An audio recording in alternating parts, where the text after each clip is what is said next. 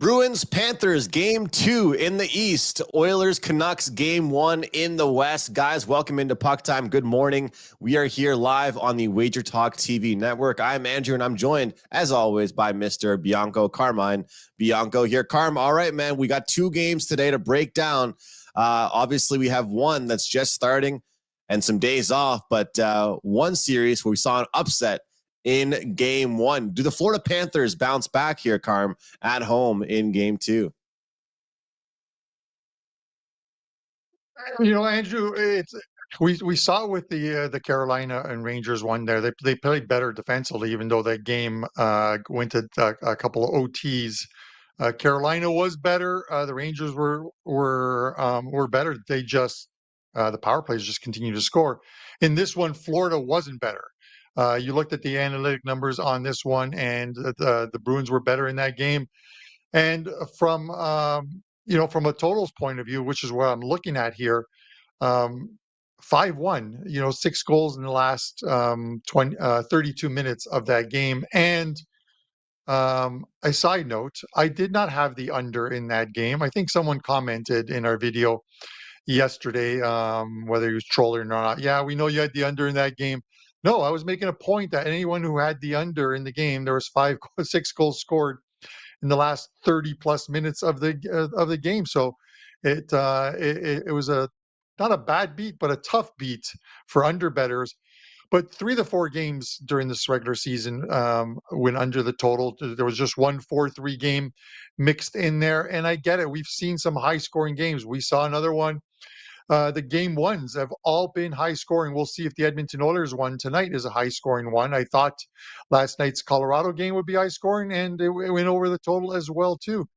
This is one where I think if Florida is to win, this is one of those ones, Andrew, I think where you look at it, they did a very good job of shutting down the Bruins' big guys. It is the secondary scoring where the Bruins got them, and then the empty netter. If they can do what they did the last game, but tighten up their defense and get a stronger performance from Bobrovsky, we know the Bruins are going to play a tight defensive game. We know Jeremy Swayman is going to play extremely well in goal. The guy is playing lights out hockey right now.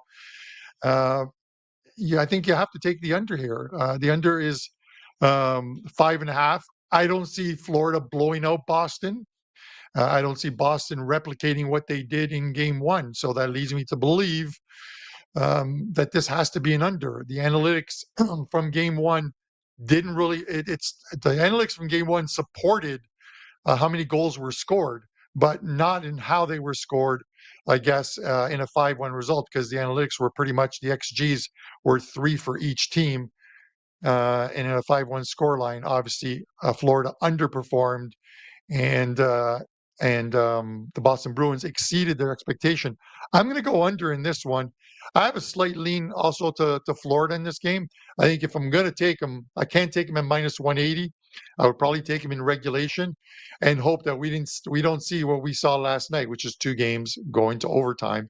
I love overtime hockey unless I'm on the wrong end of it, of a result. It was funny because Dave Koken put out a tweet yesterday, Andrew, when the Carolina game went to OT. He's like, I'm 0-3 in OTs. I don't like where this is going. And I joined them as far as having an overtime loser with Carolina. So I apologize to you guys on that Carolina play that came along with me. It was a good run, but it came to an end. Andrew, Florida in regulation and under 5.5 for me in this game. Can you talk me off either play?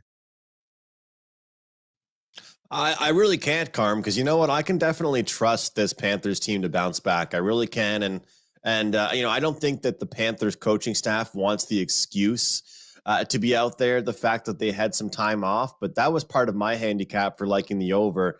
I didn't have it in me to play the Bruins in Game 1, but part of the reason I liked the over is because I think that the Florida Panthers might not have been in their playoff rhythm. Give them one game. Give them one game to get back into playoff rhythm. Give them one opportunity to get laser focused once again, and the coaching staff to get after these guys. And I think that they're going to get right back to being the team that we know that they really are, Carm.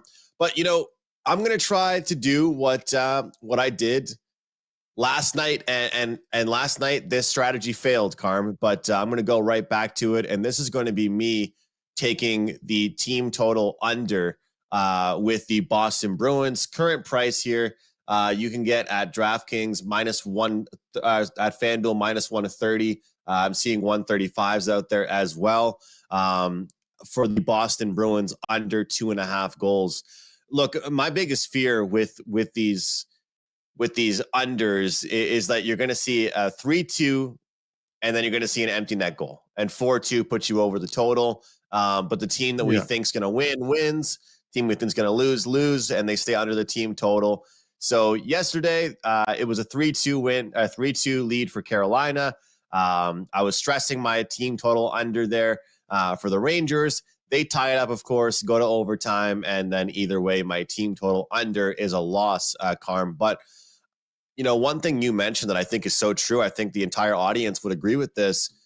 If the Boston Bruins were able to have that type of effort and performance, and their top guys didn't really score, that's got to be a concern, man. That really does have to be a concern. When you've got a young defenseman scoring, you've got Geeky scoring, going top corner. When you've got guys, I mentioned on the last show, not named Marchand or Pasternak or Zaka, and those guys didn't score, it's definitely a concern, because you know what? Those guys are going to get their moments. But I do expect a more defensive game from the Florida Panthers.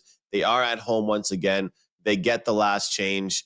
And you know what? Their fan base might not like it, Carm, but this game might be pretty boring, actually. This game might remind us a little bit of what the ending of the Bruins and Leafs series was like. It would not shock me if we're seeing 2-1, 10 minutes into the third period. It really wouldn't. I mean, we've got lots of talent out there.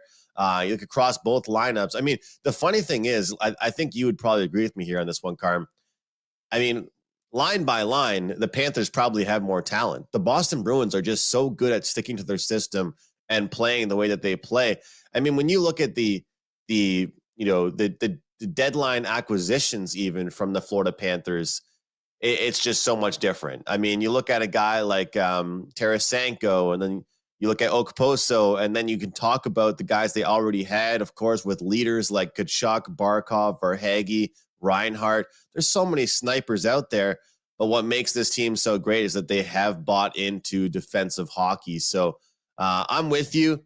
I'm going to roll the dice again, Carm, with the team total unders for the team I think that will lose, just because with these 5.5s, I'm always so worrisome about these empty net goals, and then the score line finishes 4-2, and you go over by a half. So it didn't work out for me yesterday with the Canes, unfortunately.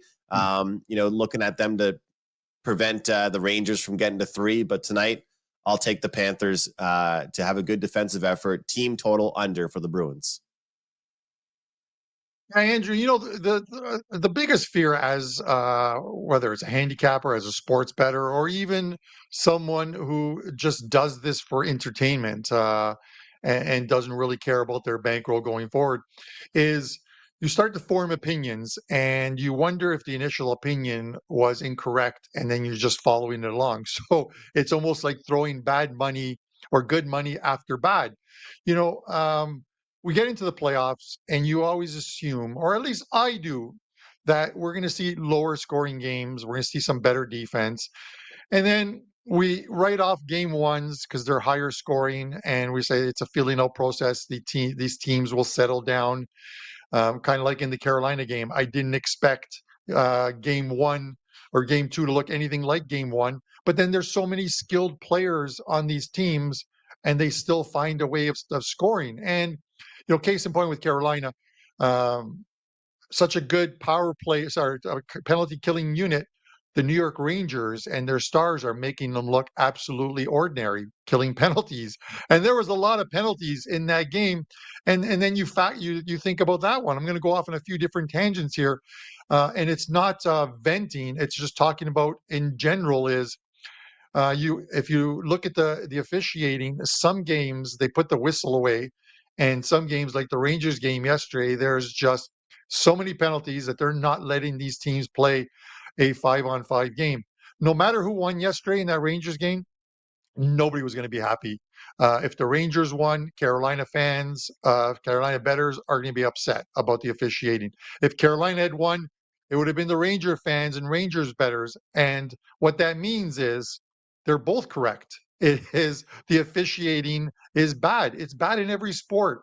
But with that said, continuing my thought, Andrew, is we saw the game store over the total in game one, Carolina. It goes over the total in game two. What's to stop this game from going over once again? Or like you said, in a 3-2 game, you get 3 or 4 minutes of empty net time because they're yanking that goalie just a little early. And Florida did it. They yanked their goalie with 4 minutes left, down 4-1. And you kind of hate to see it if you're on the under. You love to see it if I was you're on the thankful. over. So it is, Andrew. It is tough. It is tough and there's two sides to every coin, right? So if you're an over better, you're loving it. Yeah, pull that goalie. Let's go. John Cooper, 7 minutes left. And then you're on the under. It's like, get it into the offensive zone to force them not to pull their goalie. And it is what makes this sport, which makes this profession, and which makes the entertainment value of having money on a game that much more enjoyable. And then sometimes, obviously, heartbreaking. Absolutely. And Carm, we're never going to actually see this take place. But could you imagine if you could make a bet where it would be the number of 5-on-5 goals over under? Because, I've been getting on the nerves of a lot of Rangers fans and Tampa Bay fans and even Oilers fans lately because of how strong some teams are just on the power play. Like, yesterday I mentioned it on the show and it came through with Mikko Rantanen plus 160 power play point, Cale Makar plus 130 power play point. I mean, some of these teams, they go into games and they're probably thinking, okay, I want 1 or 2 power play goals, right? Like, and you look at how the game ended yesterday, the Hurricanes and Rangers, it was pretty much going to be whoever gets a power play goal first. Neither team could score 5-on-5. They had to score a power play goal. One team needed it. And then, of course, that's how it ends with New York getting the W there. So that would be an interesting day, Carm, when you could get, take away the empty, take away the power plays. We want 5-on-5, goalie in the net. Give me a total. I'd be curious to see what those would come out as. But looking at this game further, Yeah. prop market, you mentioned the same game parlay last time out when we did the show about the Bruins and Panthers, talking about Tkachuk and the Panthers, the correlated parlay, Tkachuk point, Panthers to get the win. And, Carm, what's funny is that, we talk about this all the time, but people think same game parlay, right? And you see on Instagram, X, all these different social media networks where companies will advertise these same game parlays that have like 10 legs and it's like all these plus 500s because they just lost a lot of the money from a guy hitting a big bet, but they're trying to advertise it so people can try and do the same thing, right? Let's be honest here. But the best way to do it sometimes is to make the smart play and to just look at, taking the guys that are the, top tier guys that might be a little bit chalky, but it's correlated to a win. Now, if you look at it right now for Matthew Tkachuk to get a point and for the Florida Panthers to win, Carm, you get that all the way down to minus 105. And Matthew Tkachuk has a point in 5 straight games. But because of that, the number is just so inflated right now. The number is just out of this world. It's not really something you want to look at. Even yesterday in the NHL, I released Cale Makar to get a point, get an assist for my clients. And that was minus 160. And that's kind of pushing it for a player prop. You don't want to release a play that high. But if you release Cale Makar to get an assist plus Colorado win, all of a sudden you're boosting the odds on those. So I guess what I'm trying to say here to people is that if you're using certain websites, if you're taking a look at some lists and spreadsheets that you use to try and find the best player props available, I have no issue with stapling on another play if a certain price is not in your comfort zone. As Carm mentioned, 2 games go to overtime yesterday. You know, you certainly would hate it for it to be 2-2 today. Tkachuk gets a point, Panthers win 3-2, and you don't get the win. So regulations can be real tough. I do agree with Carm. That's the play for tonight. But yeah, just a couple to go over here. Matthew Tkachuk over on his shots in 4 of his last 5 games. Pasternak over 3.5 shots. Carm, again, a little bit juicy, but he's gone over that in 5 straight games. To continue looking forward here, Tarasenko, his point prop is at plus 125. To me, that's worthy of looking at it. And I looked at Charlie McAvoy under on his assists and point prop, which is a really good one. I'm telling you, McAvoy right now, Carm, he is so concerned about playing defense. He's a minute muncher for this team. He's playing a lot of minutes on the blue line. He's not really contributing offensively.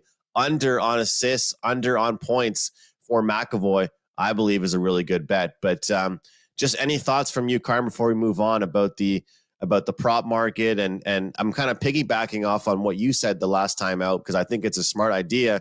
And I've been talking about this with my friends a lot, about how during the postseason, you get a little bit chalky. You get the top guys. And because of that, sometimes you're almost more tempted to bet goal scorers than you are to bet player points and stuff like that, because most of the time when you bet a goal scorer, you're getting plus money at least, right? Like last night, Carm, look at all the guys that scored in the Dallas and Colorado series. Wyatt Johnston's been playing well. He was good plus money. Cale Makar scores. Nathan McKinnon scores.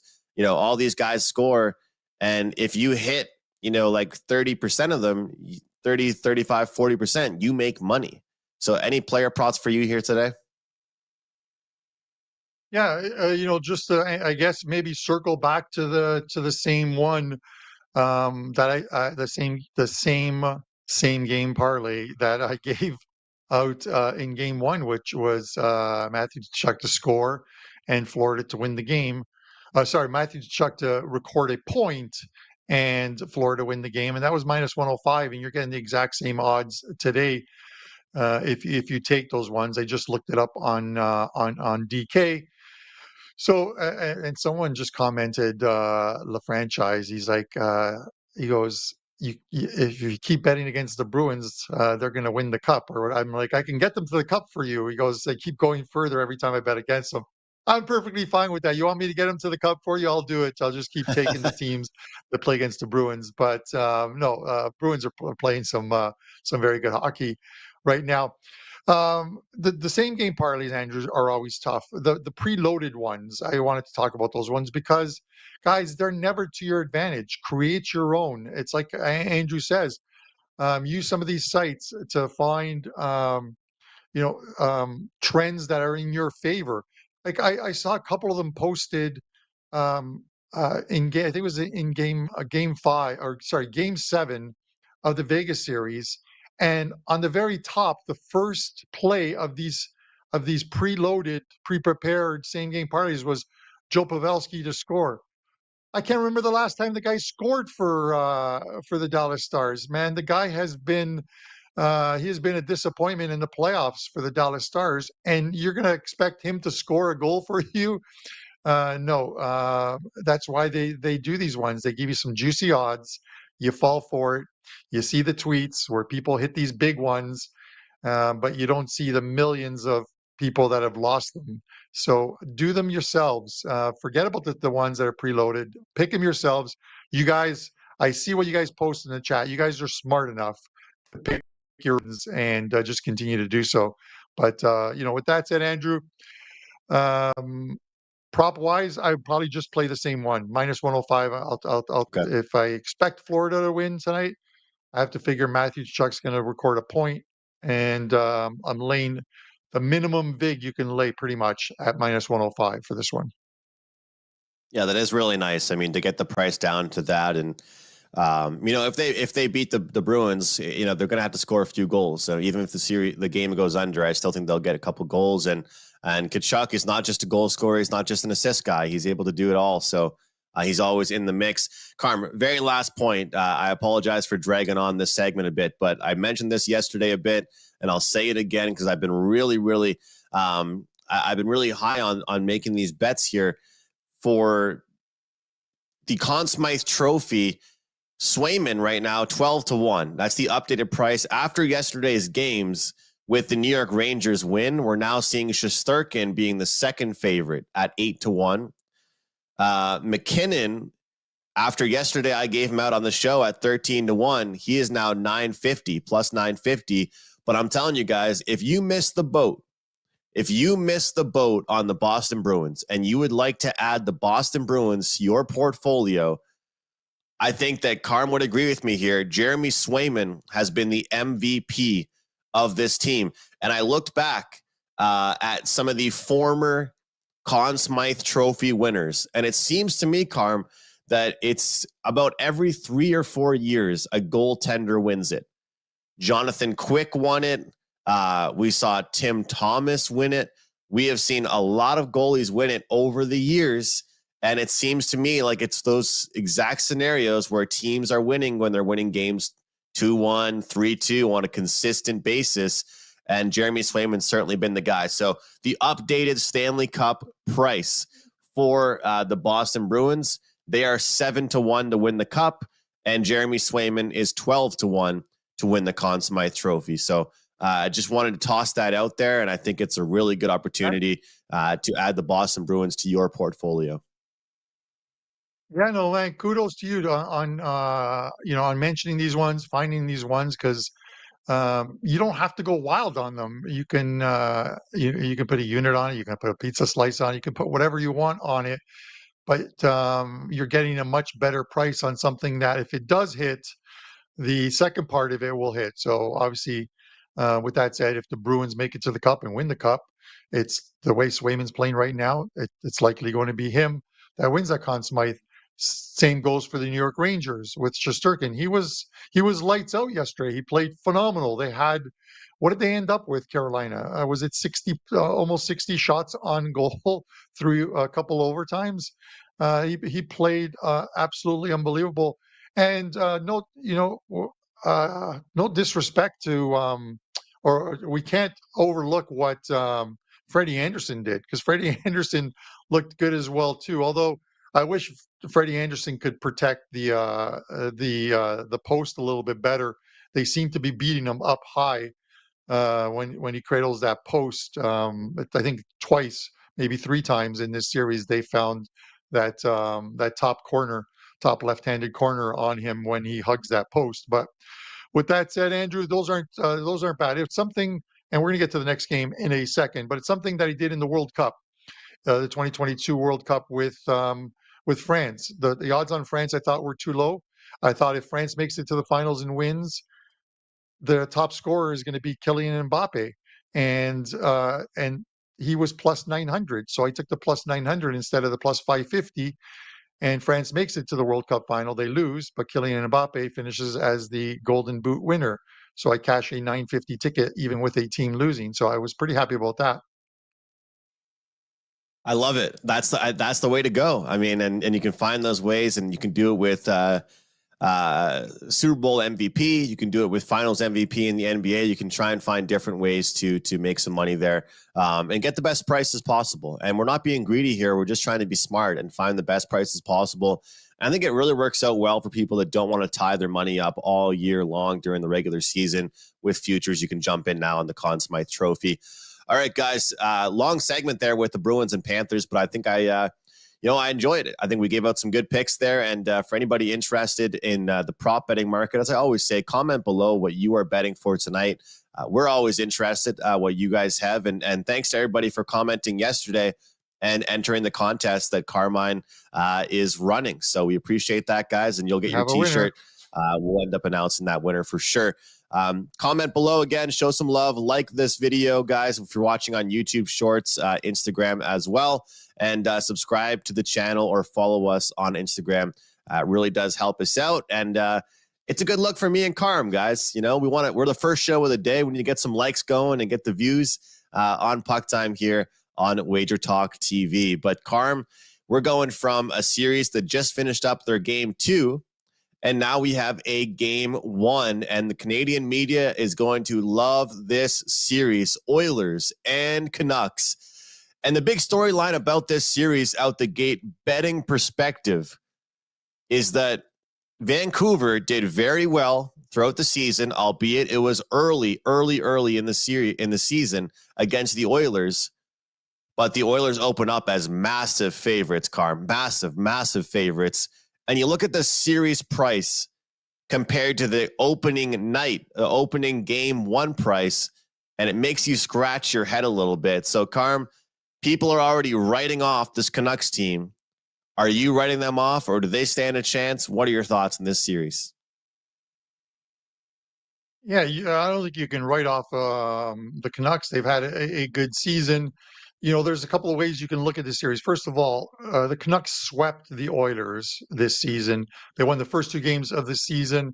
One of the games, pounding them 8-1. I think that was the first game of the season between these two. 3 of the 4 games that they won were with Woodcroft as the coach for Edmonton. We know that once Edmonton made that coaching change, they went on an insane run, which included a 16-game win streak.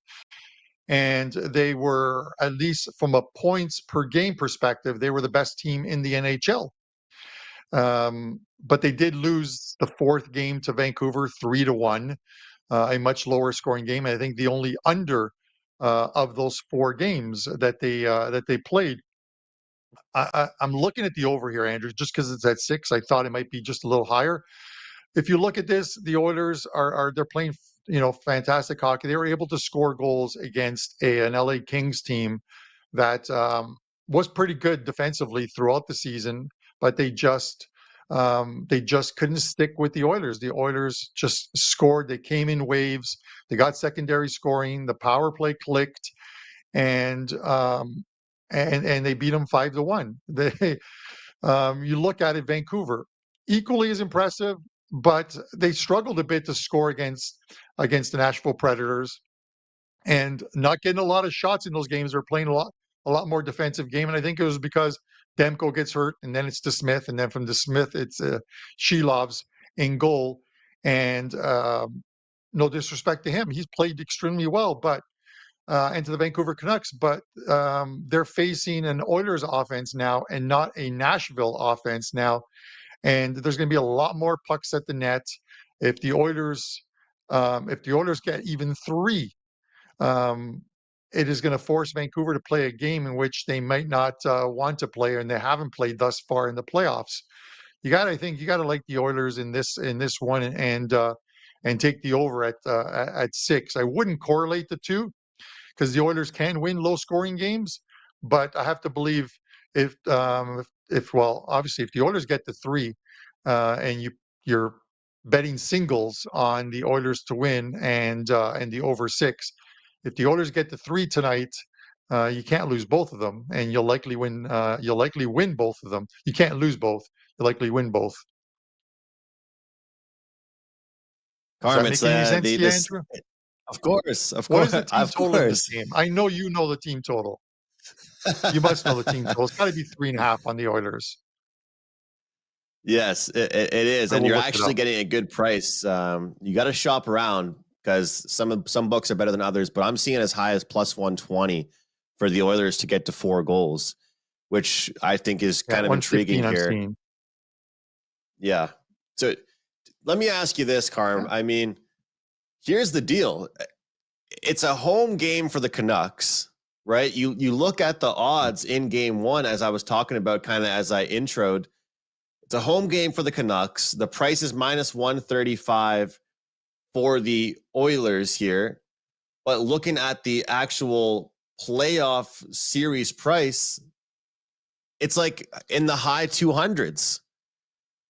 So they're on the road to start the series. They're minus 135, but I don't know if it's liability wise or it's just regular season stuff or what it might be. But, I've been saying over the past couple of days when I've been talking about this series to people is that you can't look at a matchup that was played between the Canucks and the Oilers in the 12th game of the season.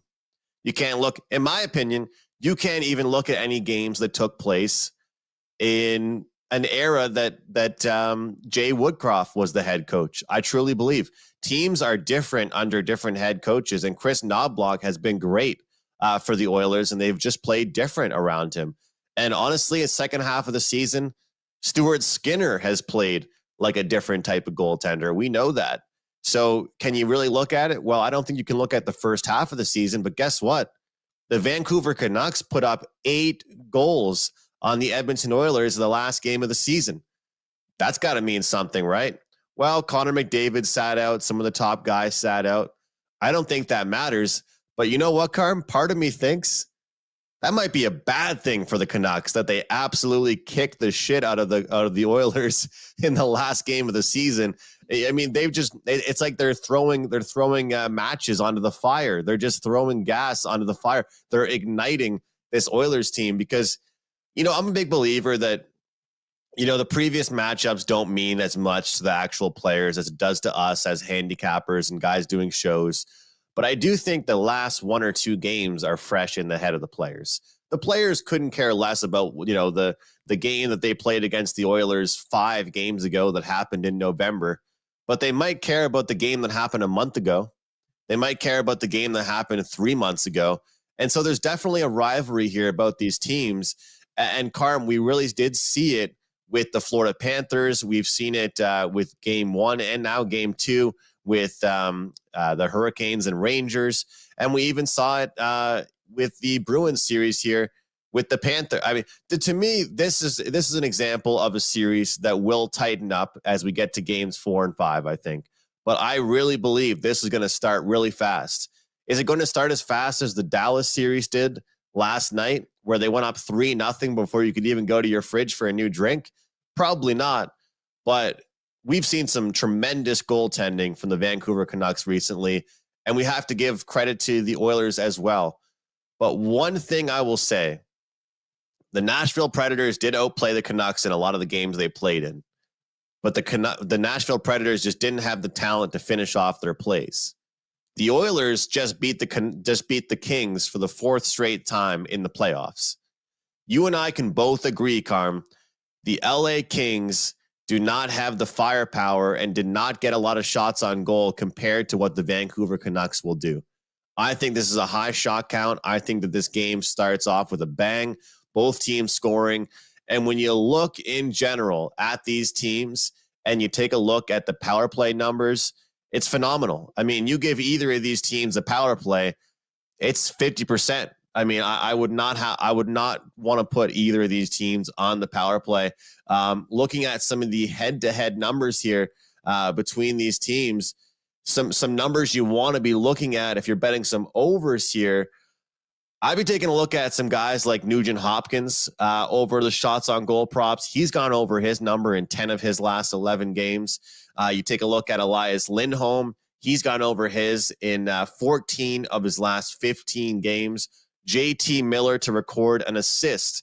He has an assist in 7 of his last 10 games.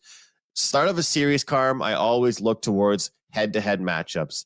Not about recency, not about the last series they played, head-to-head matchups. JT Miller plays well against the Oilers. Nugent Hopkins plays well against the Canucks. A few different examples of guys that are just playing well against certain teams. I'm with you. I'm on the over here. We've seen great goaltending from the Canucks, but how will they deal with a different team like the Edmonton Oilers? That is the big question. It's a real nice story going on in the Vancouver hockey world right now. You got a 3rd-string goaltender riding the high, playing very well for the team. How will he respond if McDavid and the Oilers have 2 goals after the first period ends? That will be the question. I'm on the over. I'm on Nugent Hopkins props, and I'm on JT Miller props, Carm, and those will be client plays as well. Right. I like it. And I know people are wondering what the status of Thatcher Demko is. They did show, I think, during one of the previous games, like a couple days ago, I believe that Demko was on the ice. What being on the ice and being ready to go are 2 different things. So that we don't know what the injury is. They always give you the lower body injury or what have you, but we'll see whether he goes at any point in this series. I wouldn't feel too confident with the Smith in net. I'd rather Shilovs be in goal. I think he's played very well, and he's their third backup or their second backup, but the 3rd string goalie on the team. But he stepped in and looked good. But again, we talk about Andrew, there are going to be more pucks on goal. It's just a matter of, and there's no save props up for him right now. The only save props up right now are on Stuart Skinner, I believe at 24.5 and over 2.5 goals, minus 140 allowed for him. It all depends on the type of game that Tocchet has his Vancouver team play. Does he play a shutdown game? And can you shut down the Edmonton Oilers? The Kings had, like I said, Kings had one of the better defenses overall. During certain stretches, they didn't, but overall, they had one of the lowest goals allowed in the Western Conference and in the league, and they weren't able to slow them down. And again, if you take penalties, you're going to get burnt by this Oilers team. So we'll see. The Vancouver games, if you look at the games against Nashville, we saw a lot of low shot prop or low shot total games. We'll see if they try and replicate that in against the Oilers. But it's going to be a good series. It's just we've seen 3 game ones thus far. Every single game one has gone over the total, and 2 of them between teams you would expect to stay under, with the Carolina and the Rangers, and in Florida and Boston, and those ones went over the total. The Dallas one, against Colorado, were based on their 4 regular season games. We were expecting goals in that one. Every single game went over the total in that series, I believe. Or there was one push, I believe, that finished 5-1 for the Avs. But 3 of 4 in this series have gone during the regular season, went over the total. So we'll see if it goes over tonight. I think it does, but we'll see what Vancouver brings to the table tonight as far as defense goes. I think that the only chance you're going to see Demko in net again in the playoffs is if we see Shelovs just have an absolute collapse. This is the type of thing, guys, in hockey where you just let a guy roll. You let a guy keep going until he fails, pretty much. It's the next man up mentality. If he has 1 or 2 bad games in a row, and by the time game 4 or 5 comes around and Demko is ready, and they're down, let's say 3-1 in the series, then they throw Demko in there. But as for right now, they're sticking with their guy. Speaking of their guy, I think Elias Pettersson is going to have to really step it up, Carm. He, to me, is the key of the series for the Vancouver Canucks. He did not play well, I don't think, against the Nashville Predators. They will need him to play a pivotal role. And then, of course, I think it's really important that Nugent Hopkins plays well for the Oilers, as I talked about his matchup against this Canucks team. And overall, Hyman, Draisaitl, and McDavid, we're at the point now in the playoffs, man, where you can't have 3 guys carry a team. You really can't. They need a Vander Kane and those guys to step up as well. But that leads me to my next point that, for what I have going on WagerTalk, will be another prop pack. And the best part about these plus money props, Carm, is that you can go 2 for 2, 3 for 3, whatever it might be, and you could still make money with some plus money props. Had a plus money ticket yesterday on the Tyler Seguin with his shots on goal. We cashed on over 1.5 McKinnon points. We cashed on Makar to get an assist. So it was a profitable night last night with me, with the NHL player props, with clients. And hey, if you and I both like the over in this game, it sounds to me like it'll be another fun prop night in the NHL. So that's what I've got going. A prop pack, Oilers and Canucks prop pack. You can also get a lot of my plays in the MLB today. But the 7 for 11 deal is great. Or 11 for 7, I should say. 11 days off of all access plays for the price of 7. So I really like that one. And MLB Day Baseball today. We've got UFC cards coming up. So you get all access, every play we release. The second we release them right to your email, you can join Carmine and myself. And I know, Carm, you will be on WagerTalk today at 12 o'clock Eastern time. But what else do you have going on for your schedule for today? Yeah, so a couple things. First of all, I want to mention the T-shirt, Steven Utterbeck. I hope I pronounced that correctly. If you're on Twitter, shoot me a DM. If you're not on Twitter, I think you are, send a message to customer service support at wagertalk.com, and they will get your shipping details, and I'll get it out today because I won't be around for the next 7 days. Tomorrow, the Prez will take my spot here with Andrew. I know Andrew's looking forward to that. Friday, Andy Lang steps into the spot. I hopefully will have Wi-Fi on Friday from where I am, and then we'll see what happens next week. So I'm looking forward to it. 2 soccer plays up this afternoon. First one goes at 12:45, then at 3 o'clock. Europa Conference League and Europa Champions League, 2 big games. 2 hockey plays for tonight. 1 MLB play, 8-2 last 10 MLB plays. I haven't amped it up yet because I have hockey going on and the end of the soccer seasons, but MLB will amp up shortly. But a nice 8-2 run for me there. So pick up the 1 day all access, or even better, the 11 days for the price of 7.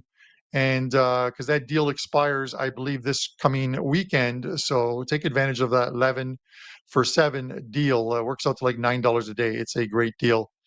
So that's it, guys. We tons of comments yesterday. I absolutely love you guys for doing that. Tons of comment in the comment section in the live feed today. Looking forward to a couple games tonight. Let's end up on the right side of them. And for myself, Andrew, and the WagerTalk family, guys, thanks for tuning in. We'll see you tomorrow.